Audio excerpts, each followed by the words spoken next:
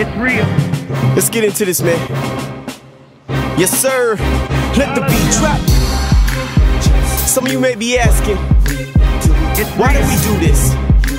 How come Christianity just won't die out like another fad? Let me tell you something. What's up, people? This is TG13 in the house, man. This is CMH. CMH is we're DJing, man. We're hip hop, we're music, we're into cars, we're into all outlets. That's the media, that's social networking. It can be done. And no longer are we doing it traditionally. We're doing it through the internet, we're doing it through the digital revolution.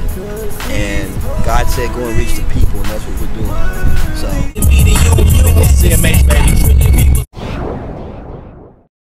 What's up, everybody? One more time, CMH TV13. Just here with my man Squint. Y'all may know his face or his name, maybe from the Facebook community, or maybe from live in person. You've had an opportunity to really engage with a brother who's actually very active in the things of God and just really mentoring young people and connecting with his peers. And thank you, brother, for joining me on the team. For the people that don't know you personally, like I've had like the last 4 or 5 years to really kind of connect with you, and the cool thing about you, I don't think people know, is that you know a lot of people. You know, like people in the kingdom, outside the kingdom. You have a lot of influence and connection with people. And that's powerful this day and age to be so resourceful. But why don't you tell us a little bit about yourself and maybe some of your upbringing influences coming up? Well, I mean, most people know me from like my involvement with like the Christian hip hop music. You know, that's a whole another element. A lot of people know me for photography. That's like the main, like my passion, my baby. That's like my child. You know, I also do a lot of public relations, marketing. But to be honest with you, like being around like cats like B Hobbs and Remy, like those. That's I think the way that I know so many people is just in my heart for people. You know, like I really have a passion for discipleship. I really have a passion for like evangelism. So, I mean, you learn and you meet a lot of people as you go, and I think just with that element alone, along with my craft, that really helps open up doors for me to know a lot of people. You know, and just I try to just maintain integrity. You know, I think it's like a breath of fresh air. A lot of people are, you know, have ulterior motives and stuff like that. So my focus is just really building the kingdom, you know, like really that's my passion. Like I live and die for this, you know, like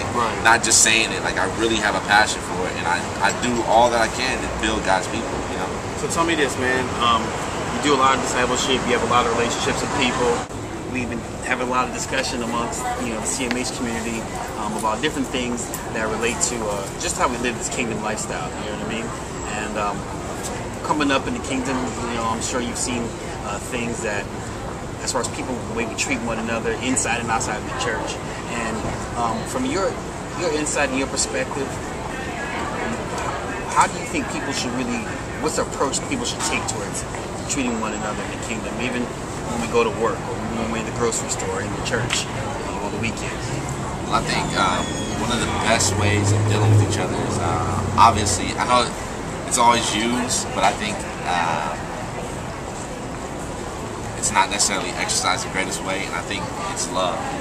Just as the Bible tells us, it speaks of love being the greatest gift. You know, the Lord tells us that if you love God with all your heart, soul, and mind, and love your neighbor as such, you know, you fulfill the law. So I think that's definitely the easiest way to answer. But really, when I think about like people and engaging with them, really loving them as if like you're loving Christ, or how Christ loves us. You know, I know it's always said and alluded to and hoped for, you know, it's this mystical way of thinking, but the reality of it is, it's like, you know, even with co-workers, you know, even in the body, you know, I know sometimes we have the same common goal to strive for the things of the Lord, but you really need to understand, like, as we love one another and embrace, you know, we do have our hiccups, you know, we do have our flaws, like, nobody's perfect, and I think when you realize that, you realize, like, the offense that you cause in Christ, it makes it a lot easier to deal and have patience for the offense that others have done for you. So, have there been times in your personal life where you maybe had like hiccups in a relationship with a brother or sister, and you had to work through a situation so that now to the point where the relationship is even stronger? Yeah, I mean, honestly, like, sometimes the people that I can't stand are the ones that I love the most, you know? And I say that because you work for through the relationship. Like the Bible says, you know, if you it's easy to love a just man. It's easy to love a person that everyone likes, but the real reward comes when they're those people that you can't stand, you know? Like some of my greatest relationships have been like when people I've reconciled with enemies, you know? And I'm not gonna sit here and be like, oh, it's so easy, you know, but the reality of it is that